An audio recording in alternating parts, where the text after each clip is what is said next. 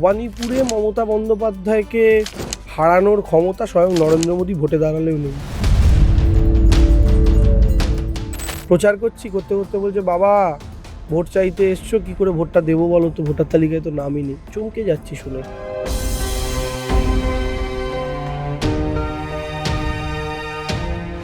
মনি ঋষিদের নাম বলতে গিয়ে ফাজলামি, বঙ্কিমচন্দ্রকে দাদা বলছে যেন রকের আড্ডায় তার সাথে বসে চা খেত, এমন ধরনের ভাষা। রোদ, ঝড়, বৃষ্টি, বন্যা, দুর্ভিক্ষ, সংকট, কোন সময় বিজেপির কেন্দ্রীয় নেতারা বাঙালির পাশে, বাংলার পাশে এসে দাঁড়িয়েছে? তারা শুধু যখনই নির্বাচনের ঘন্টা বাজে ইলেকশনের মাটন খাওয়ার জন্য চলে আসেন। গুজরাটে মূর্তি বানাচ্ছে সবচেয়ে উঁচু 3000 কোটি দিয়ে, গুজরাটে বুলেট ট্রেন বানাচ্ছে বাংলার হকের টাকা মেরে দিয়ে।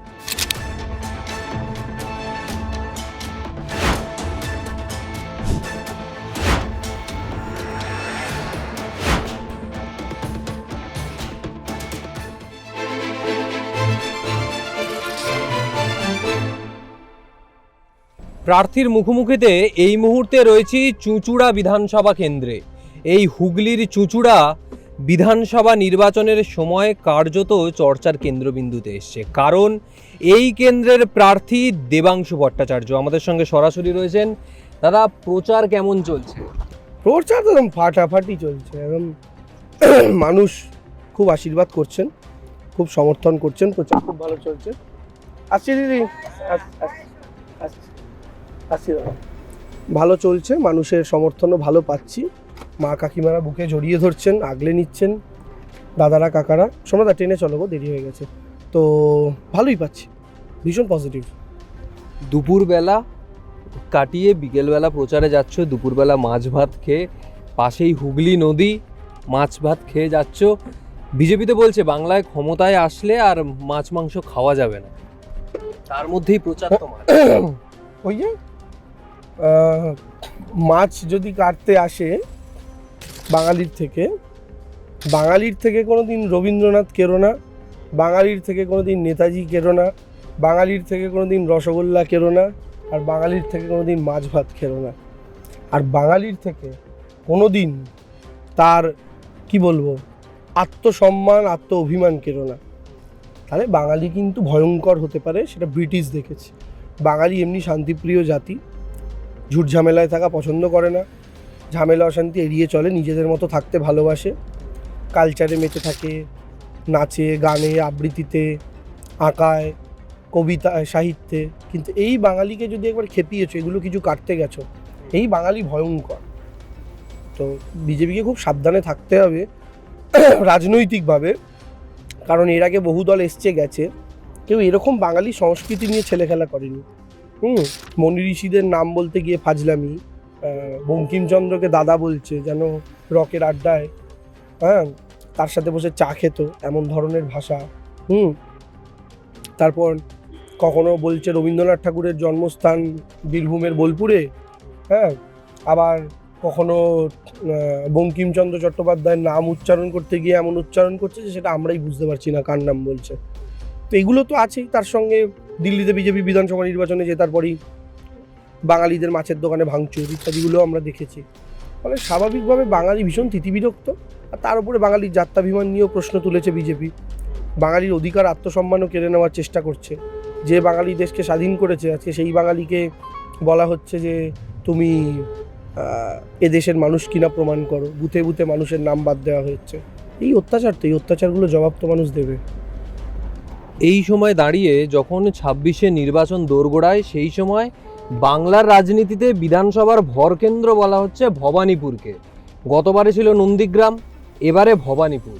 কি মনে হচ্ছে যে তোমরা যে তকমাটা দিয়েছিলে, তৃণমূলের তরফে যে তকমাটা দেওয়া হয়েছিল যে পরিযায়ী পাখি বারংবার নির্বাচনের সময় আসছে, সেটাই কি কোথাও প্রমাণ হয়ে যাচ্ছে? তাই তো ব্যাপার। আপনি বলুন না, করোনা মহামারী, আমফান ঝড়, ফণী, বুলবুল, রোদ, ঝড়, বৃষ্টি, বন্যা, দুর্ভিক্ষ, সংকট, কোন সময় বিজেপির কেন্দ্রীয় নেতারা বাঙালির পাশে, বাংলার পাশে এসে দাঁড়িয়েছে? কবার তাদেরকে দেখতে পাওয়া গেছে? তারা তো আসেন না। তারা শুধু যখনই নির্বাচনের ঘন্টা বাজে ইলেকশনের মাটন খাওয়ার জন্য চলে আসেন। ক্ষমতার মাটন ভোগ করার জন্য চলে আসেন। প্রত্যেক বছর নির্বাচনে আসলেই এটা আমাদের দেখতে দেখতে অভ্যাস হয়ে গেছে। বিমানে চড়ে আকাশের দিকে মাথা তুলে তাকালেই 20টা হেলিকপ্টার 25টা প্লেন আসছে, প্রচার করছে, হ্যাঁ, আদো আদো বাংলা ভাষায় কথা বলছে, কবিতাগুলো শ্রাদ্ধ করছে ভুল উচ্চারণ করে করে আবার ভোটে হারছে, চলে যাচ্ছে। তারপর আবার তাদের পাত্তা নেই, উল্টে বাংলার মানুষের 100 দিনের টাকা, আবাসের টাকা, রাস্তার টাকা, সেগুলো সব আটকে দিচ্ছে, দিয়ে গুজরাট ভরাচ্ছে। গুজরাটে মূর্তি বানাচ্ছে সবচেয়ে উঁচু 3000 কোটি দিয়ে, গুজরাটে বুলেট ট্রেন বানাচ্ছে বাংলার হকের টাকা মেরে দিয়ে। এগুলো তো বাংলার মানুষ দেখছে, তো এরা তো বহিরাগতই। এটা বহিরাগত নয়, আপনি বলুন না, বিপদে আপদে আপনি যাদের পাবেন না তারা তো আপনার বন্ধু হতে পারে না। তারপরে সর্বশক্তি দিয়ে নেমে পড়েছে ভবানীপুরে। কোথাও তো ভয় রয়েছে অবশ্যই ভবানীপুরে। আপনি একটা কথা ভাবুন, গোটা বিজেপির ভারতবর্ষের টোটাল লিডারশিপ শুধু একটা বিধানসভা ভবানীপুরে এসে বন্দী হয়ে আছে। এটাই তো আমাদের জয়। তারপরেও মমতা বন্দ্যোপাধ্যায় 50,000 ভোটে জিতবে, হারাতে পারবে না। তারপরেও মমতা ব্যানার্জি 50,000 ভোটে জিতবে। মুশকিলের জায়গাটা হচ্ছে ভবানীপুর মমতা বন্দ্যোপাধ্যায়ের ঘর, ভবানীপুর মমতা বন্দ্যোপাধ্যায়ের কর্মভূমি। তো ভবানীপুরে মমতা বন্দ্যোপাধ্যায়কে হারানোর ক্ষমতা স্বয়ং নরেন্দ্র মোদী ভোটে দাঁড়ালেও নেই। আর ভবানীপুর কিন্তু মিনি ইন্ডিয়া। এখানে আপনি সমস্ত জাতি ধর্ম ভাষার মানুষ পাবেন। এখানে যেমন গুজরাটি আছেন, যেমন পাঞ্জাবি আছেন, যেমন বাঙালি আছেন, শিখ ধর্মাবলম্বী পাঞ্জাবি ভাইরা আছেন। এখানে আপনি জৈন সমাজের লোকেদের পাবেন। এখানে আপনি একটা অংশ পাবেন, ধরুন নর্থ ইন্ডিয়ান যারা, মানে ধরুন রাজস্থানী, ধরুন মধ্যপ্রদেশের বাসিন্দা, হ্যাঁ, আবার ধরুন বিহার ইউপির একটা অংশের লোক, ঠিক আছে, আবার পশ্চিমবাংলার বাঙালি যারা, হ্যাঁ। তো আপনি এবং এখানে যে ধরুন মিক্স মিনি ইন্ডিয়া আমরা বলি, এখানে যে ধরুন গুজরাটি, শিখ, মারোয়ারি এরা থাকেন, এরা কিন্তু বাঙালি শিখ, বাঙালি মারোয়ারি, এরা কিন্তু প্রত্যেকে বাংলার মানুষ, মাটিতেই তাদের জন্ম, এরা আমাদের মতোই বাঙালি। তো এই যে মানুষগুলো, এই যে মিনি ইন্ডিয়া ভবানীপুর, আপনি ভবানীপুরের ভোটের রেজাল্টেই ভারতবর্ষের পালসটা এবার বুঝতে পারবেন। চুঁচুড়ার বিভিন্ন জায়গায় যাচ্ছ, বিভিন্ন গ্রামে গঞ্জে, বিভিন্ন জায়গায়, গলিতে পাড়ায়, প্রত্যেকটা জায়গায় দেখতে পাওয়া যাচ্ছে তোমাকে।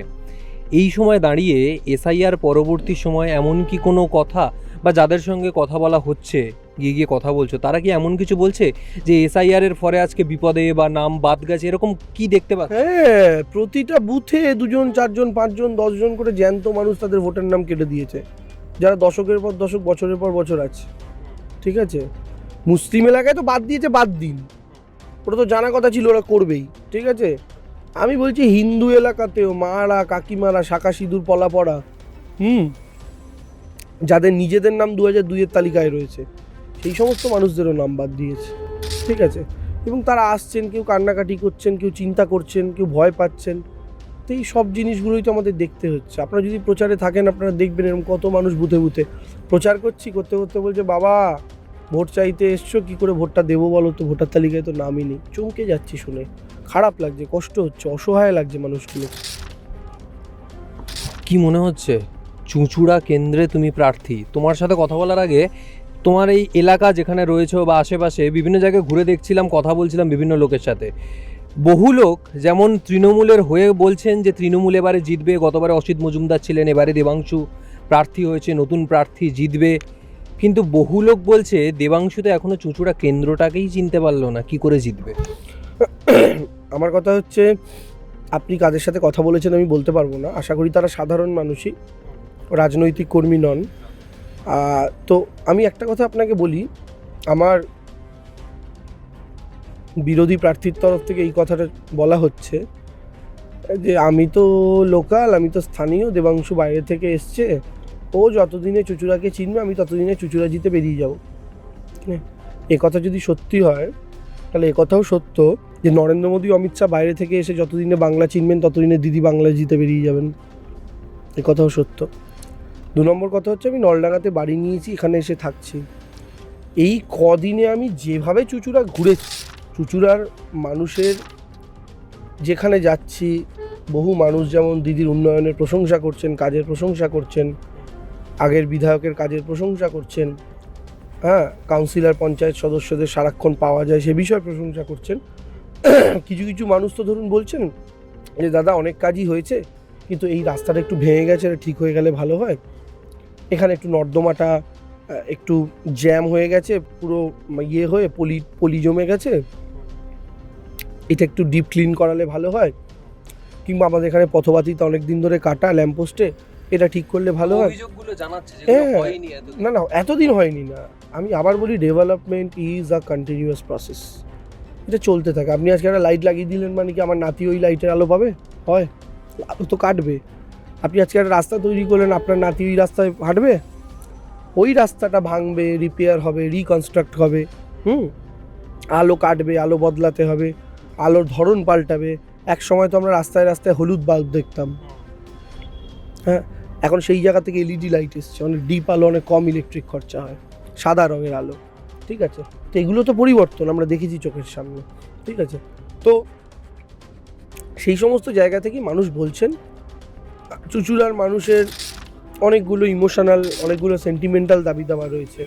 আবার চুঁচুড়ার মানুষের অনেকগুলো বেসিক নিডসের জায়গা রয়েছে, যেগুলো তারা মনে করেন আরেকটু ভালো হলে ভালো হয়, সেগুলো তারা বলছেন। সব থেকে বড় সমস্যা কি দেখতে পাচ্ছ চুঁচুড়ার মধ্যে? দেখুন, সমস্যা বলতে প্রচুর কাজ একদিকে যেমন হয়েছে, তেমন আরেক দিকে নিকাশি ব্যবস্থাটা আরেকটু বেটার আমাদের করা প্রয়োজন। আমরা করব সেটা আগামী দিনে, মানুষকে বলছি। কারণ গ্রামীণ যে চুঁচুড়া বিধানসভা, যেমন ধরুন পোলবা, রাজহাট থেকে শুরু করে কোদালিয়া 1, কোদালিয়া 2, ব্যান্ডেল, সুগন্ধা, ঠিক আছে, দেবানন্দপুর, এই যে সমস্ত অঞ্চলগুলো, আসলে ঠান্ডা লেগে গেছে, গলা বারবার চোখ হয়ে যাচ্ছে, চিৎকার করে করে এত না। এই সময় হ্যাঁ, এই গত 3 দিন বৃষ্টিতে ভিজে প্রচার চলেছে। তারপরে রাত্রিবেলা একদিন প্রায় জ্বর এসে গেছিলো, একদম কাশিতে গলা, কথা বলতে পারছিলাম না। ওই জন্য আপনি কথা বলতে গিয়ে না আমার বারবার। যাই হোক, এই যে পঞ্চায়েত এলাকাগুলো, আমার তো চুঁচুড়া বিধানসভা হচ্ছে পৌরসভা 30টা ওয়ার্ড এবং 7টা পঞ্চায়েত নিয়ে। এই 7টা পঞ্চায়েত এলাকাতে প্রধানত এবং কয়েকটা ওয়ার্ডে নিকাশি ব্যবস্থার একটু সমস্যা রয়েছে। পৌরসভা এলাকায় প্রধানত যেটা হচ্ছে আবর্জনা প্রক্রিয়াকরণ একটা বড় সমস্যা, ওয়েস্ট ম্যানেজমেন্ট, তো সেটা একটা দাবি রয়েছে। তো প্লাস চুঁচুড়ার একটা বড় দাবি যে এখানে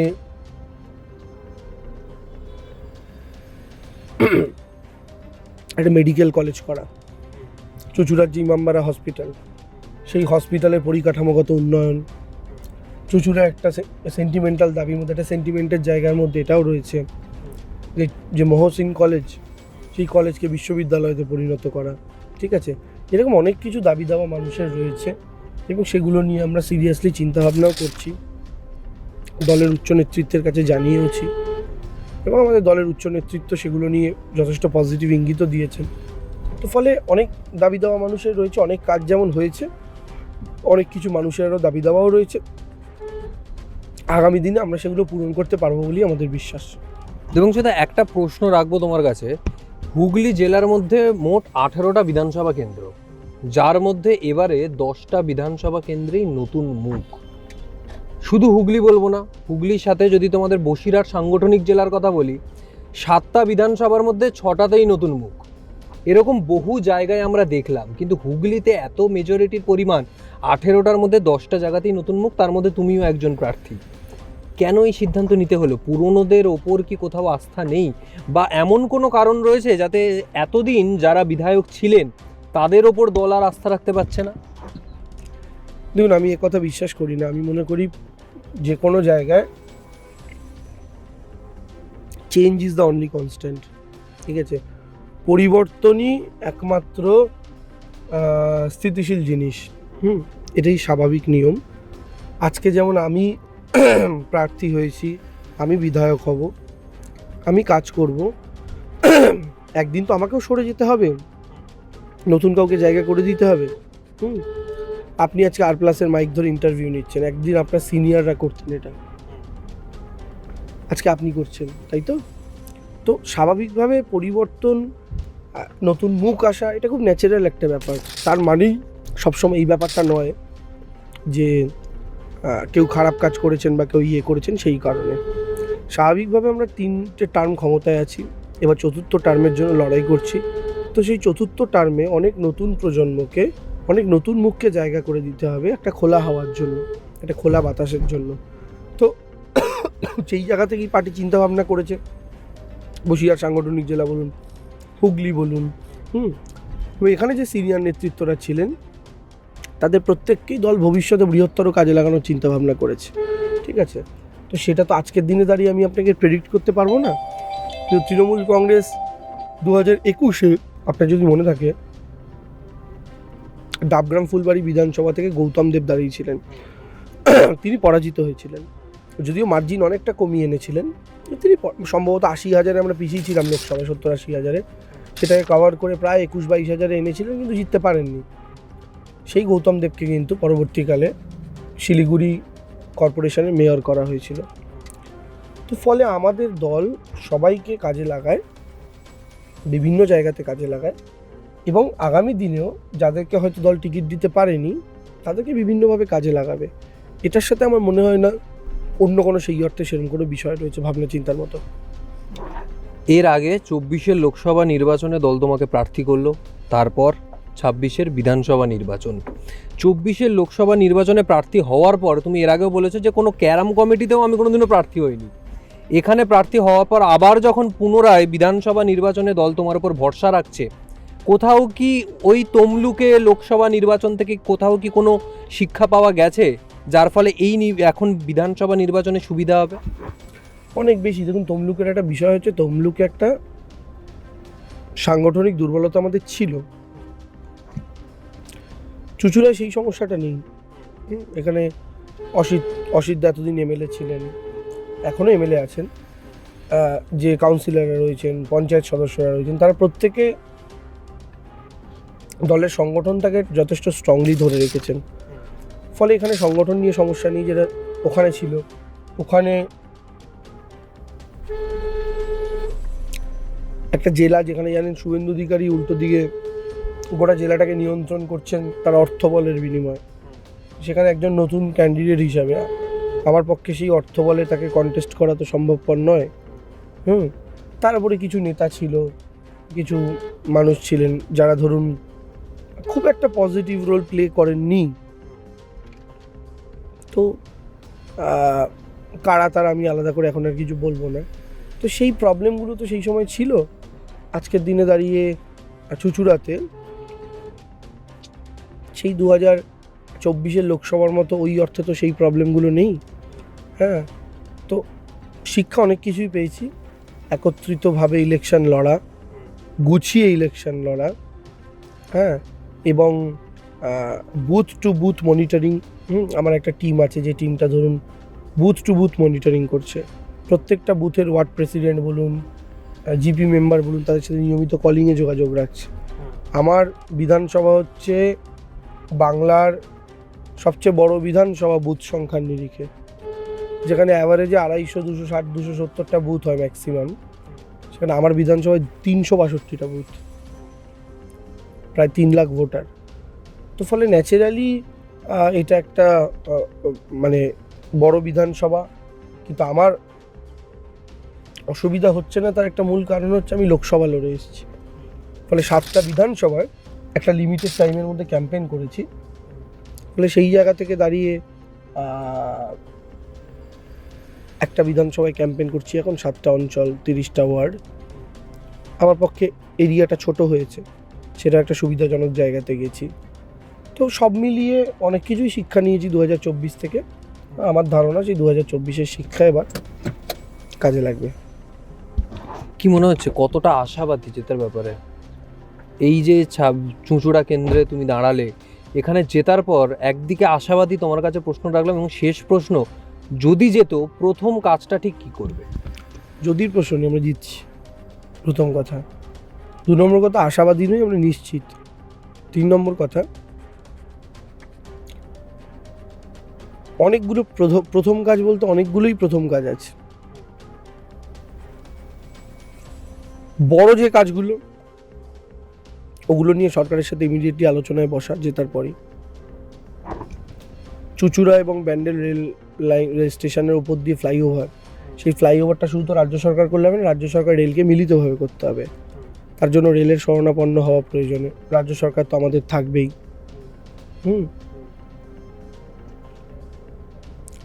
ওয়েস্ট ম্যানেজমেন্ট নিয়ে কাজ করা ভালো রকমভাবে, যে ন্যাচারাল বর্জ্য পদার্থগুলো রয়েছে, প্রাকৃতিক বর্জ্যগুলো রয়েছে, সেগুলো দিয়ে বায়োগ্যাস উৎপাদন করা কিংবা সার উৎপাদন করা, অর্থাৎ এই যে প্রকৃত ম্যানেজমেন্টটা, সেই সিস্টেমটার উপরে জোর দেওয়া, ড্রেনেজ সিস্টেমটা ঠিকঠাক করে করা। হ্যাঁ, তো সেই সবগুলোই প্ল্যানিংয়ের মধ্যে রয়েছে। এগুলো ইমিডিয়েট প্ল্যানিং বললাম, যে রাস্তাগুলো এখনও একটু ভেঙে চুরে রয়েছে, পথশ্রীতে অ্যাপ্রুভ হয়ে রয়েছে, সেগুলোকে ইমিডিয়েটলি কমপ্লিট করা, আমাদের পাড়া আমাদের সমাধানের কাজগুলোকে শেষ করা, যেরকম অনেক কিছু রয়েছে যেগুলো এসেই প্রথমবারে করার মতো।